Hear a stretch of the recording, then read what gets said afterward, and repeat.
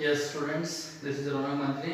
आज हम देखने जा रहे हैं हमारा जो साइंस का नेक्स्ट टॉपिक है वो फुल रिंग। तो हमने कार्बन के इलेक्ट्रॉन्स के बारे में डिस्कस कर रहे थे। कार्बन के इलेक्ट्रॉन्स क्रिस्टलाइन और नॉन क्रिस्टलाइन हमने देखे थे, और क्रिस्टलाइन इलेक्ट्रॉन्स हमने हीरा से यानी कि डायमंड और ग्रेफाइट के बारे में पढ़ा था। डायमंड और ग्रेफाइट के बाद हमारा नेक्स्ट जो क्रिस्टलाइन इलेक्ट्रॉन है वो आ रहा है फुल रिंग।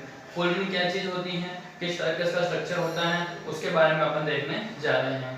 तो देखें, full ring structure of full ring is like a football, यानी कि फुल रिंग का जो स्ट्रक्चर होता है कैसा होता है, एक फुटबॉल के जैसा होता है, इसलिए इसको बंकी बॉल भी बोल सकते हैं।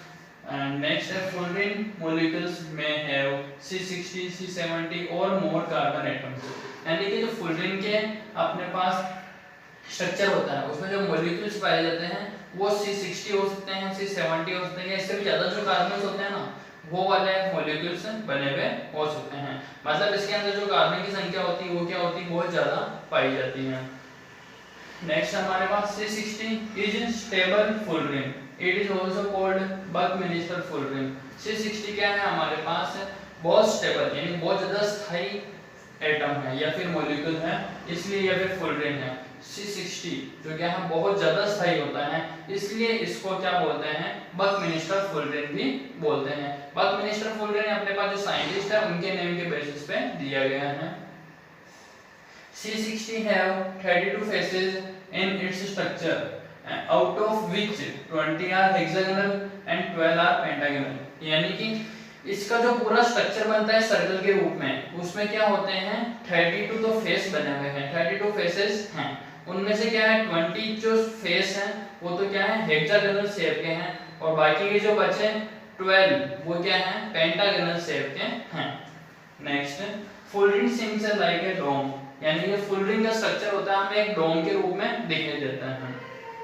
कैसा दिखता है, एक डोम के रूप में या फिर एक बॉल के रूप में। तो ये तो बात हुई अपने फुल रिंग के जो स्ट्रक्चर या फिर उसकी जो चीजें मतलब इसका स्ट्रक्चर होता है, इसके अंदर कितने एटम्स पाए जाते हैं, कार्बन किस टाइप के मॉलिक्यूल्स पाए जाते हैं, वो हमने देख लिया। अब इसके यूज क्या है, क्या फायदे हैं इस फुल रिंग के, तो वो अपन देख लेते हैं। तो uses of fullerene, full ring is used as superconductor at high temperature. Full ring का यूज अगर इसको टेम्परेचर को ज्यादा बढ़ा दिया जाए तो इसका यूज हम लोग सुपर कंडक्टर के रूप में कर सकते हैं। मतलब फुल रिंग का यूज सुपर कंडक्टर के रूप में हाई टेम्परेचर पे किया जा सकता है।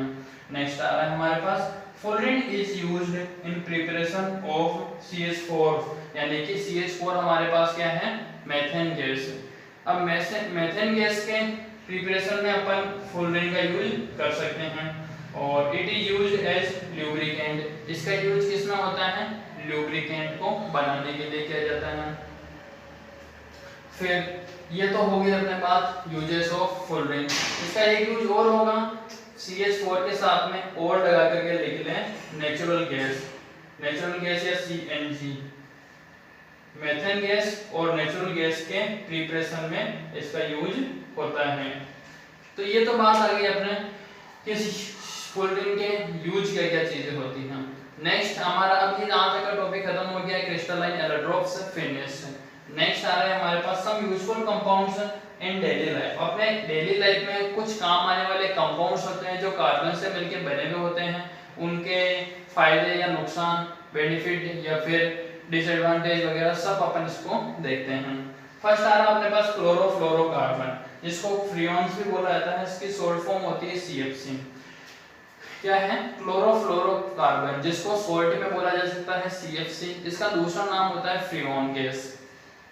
अब क्लोरोफ्लोरोकार्बन क्या चीज होती है, यानी कि इसको किस तरीके से बनाते हैं, कार्बन टेट्राक्लोराइड की अगर अपन रिएक्शन करवाते हैं HF यानी कि हाइड्रोजन फॉर्मेट के साथ में, तो अपने पास और वो उसकी ये प्रेजेंस सही है अपन को SbCl2 जो हमारे पास है वो एक कैटलिस्ट है जो क्या करता है किसी भी रिएक्शन को पूरा करने में हेल्प करता है। और जो हमारे पास कंपाउंड बनेगा प्रोडक्ट वो क्या होगा CFC यानी कि CCl3F, ये फॉर्मूला है हमारे पास क्लोरोफ्लोरोकार्बन गैस का, और प्लस HCl अपने पास रिलीज हो जाएगा। तो इस तरीके से अपन क्या कर सकते हैं, इसका फॉर्मेशन कर सकते हैं। इसको लैंग्वेज में भी आप लोग लिख सकते हैं when the reaction when the CCl4 यानी कि when carbon tetrachloride is react with HF यानी hydrogen formate in the presence of FeCl2 the product is formed carbon chlorofluorocarbon and HCl compound। तो ये तो बात हो गई हमारे कि फॉर्मेशन किस तरीके से होता है उसकी। नेक्स्ट आ रहा है अपने पास नोमेनक्लेचर ऑफ फ्रियोन। फ्रियोन में क्या होता है, अलग अलग टाइप के मॉलिक्यूल्स पाए जाते हैं, तो उनके बेसिस पे इसका नाम भी क्या होगा, अलग अलग तरीके से दिया जाएगा। तो अपन फर्स्ट देखने जा रहे हैं अपने कि किस तरीके से इसका नाम देखते हैं। Freon XYZ। XYZ का मतलब यहाँ पे है कि कुछ नंबर्स दिए जाएंगे, जैसे कि 1 हो गया, 2 हो गया, 3 हो गया, तो उनके बेसिस पे अपन इनका नाम देंगे। अब X क्या चीज होती है, Y क्या चीज होती है, Z क्या होती है, क्या इनके नंबर्स होंगे, उनके बारे में अपन देख लेते हैं।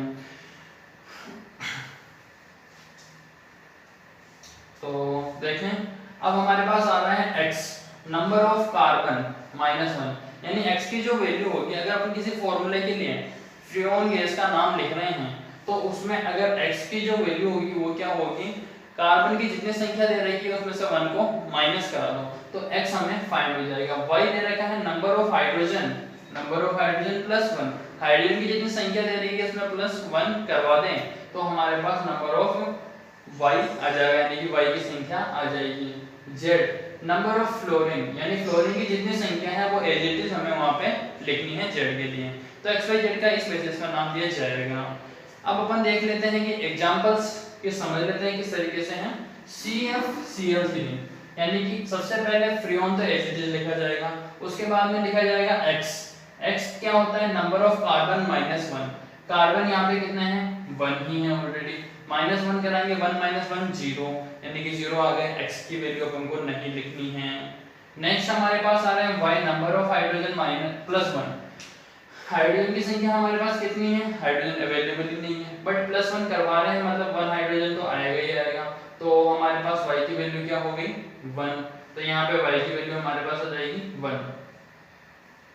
फिर आ रहा है हमारे पास नेक्स्ट कि z, number of fluorine, fluorine यहाँ पे कितने अवेलेबल है, अपने पास 1 है, तो फ्लोरीन के लिए क्या आ जाएगा 1। इस तरीके से इसका नाम हो गया फ्रियोन 1।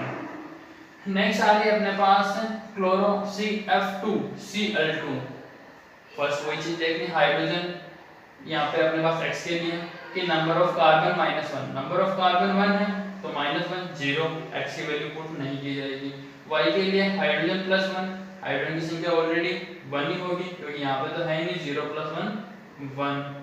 नेक्स्ट है अपने पास z, फ्लोरीन की संख्या कितनी है 2, तो यहाँ पे मैं पुट कर दूंगा 2, तो फ्रियोन 1,2 हमारे पास इस गैस का नाम आ गया।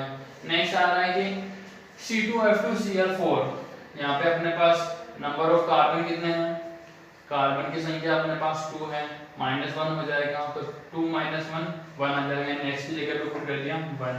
फिर अपने y की जगह पे नंबर ऑफ हाइड्रोजन +1, हाइड्रोजन की संख्या कितनी है हमारे पास, नहीं है हाइड्रोजन की संख्या, तो 0 + 1 यानी कि 1 हो गया।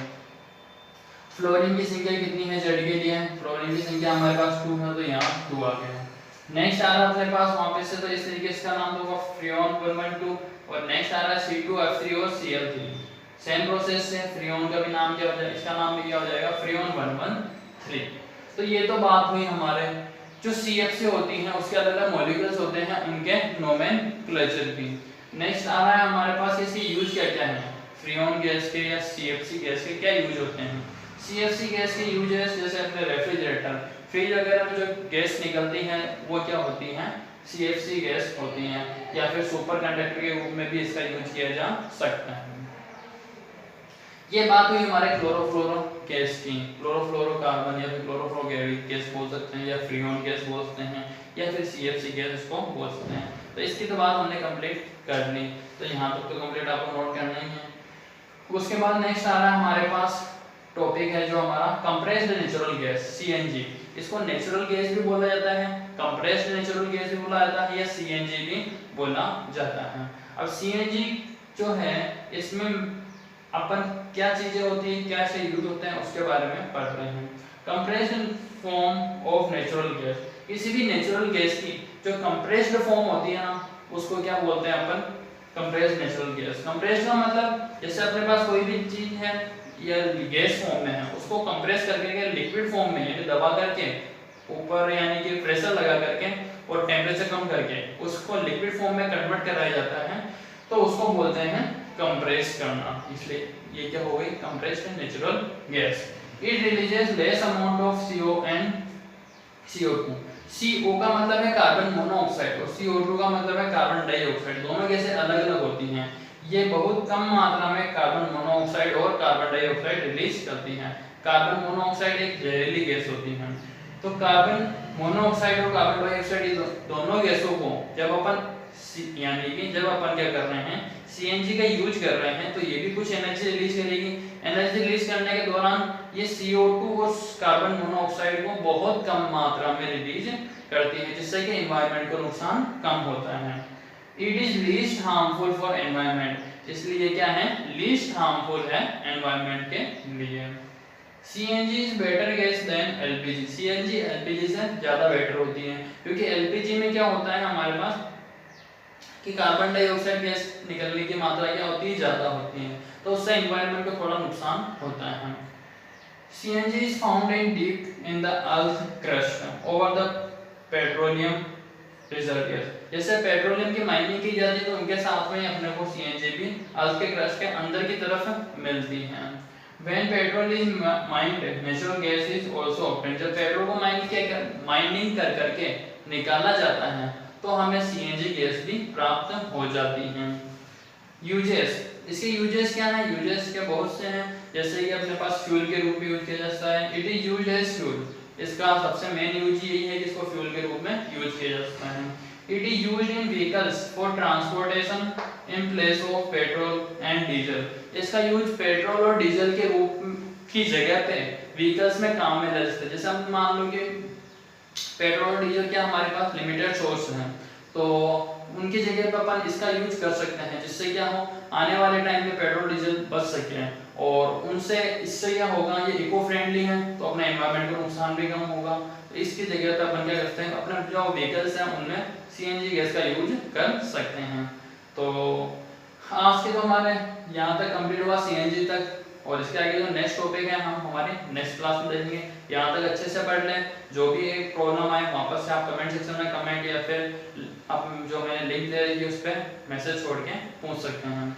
और हमने हमारे जैसे डेली के नोट्स के लिए आपको मैं एक कमेंट यहाँ पे डिस्क्रिप्शन में एक लिंक दे रहा हूँ, उस पर जाकर के आप डेली के नोट्स को अच्छी तरीके से टैली करके लिख सकते हैं, और फिर भी उनसे रिलेटेड कोई प्रॉब्लम रह जाए तो हम वापस से मुझसे पूछ सकते हैं। आज की क्लास हमारी यही होगी।